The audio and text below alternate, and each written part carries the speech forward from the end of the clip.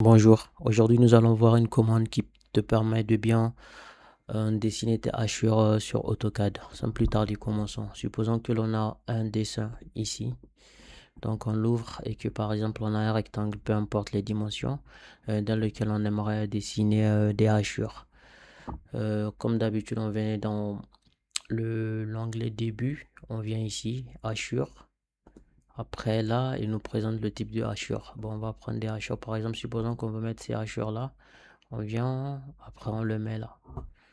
On voit que ben, il est assez grand, donc du coup on va réduire cela en faisant 0,02 par exemple. Bon, c'est trop petit.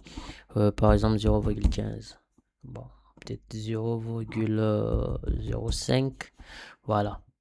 Vous remarquerez, bon, je vais mettre ça dans une autre couleur pour faciliter certaines choses.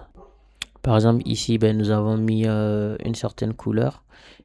Bon, pour mettre en évidence les contours.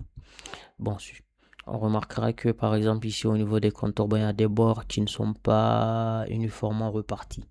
Comment corriger cela? Ben, c'est simple, on vient, on clique sur le contour. Là, une autre commande va s'afficher et on vient ici, définir l'origine. On clique ici origine et on va dire définir l'origine. Et lorsque vous laissez le curseur dessus, vous voyez, on dit déplace le motif de hachure à aligner avec le point d'origine spécifié. Donc nous ici, on va dire qu'on va définir l'origine. Après ici, il me demande de sélectionner le point.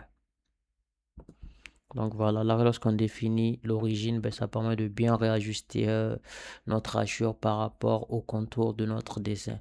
Initialement, lorsqu'on n'utilise pas cette commande, au fait, les origines de la hachure sont définies par rapport au point de base, donc x égale à 0, y égale à 0 et z égale à 0. C'est pour ça que l'on constate que souvent lorsqu'on utilise cette commande, ben, malheureusement, on aura des hachures qui ne sont pas uniformément repartis dans notre zone de contour.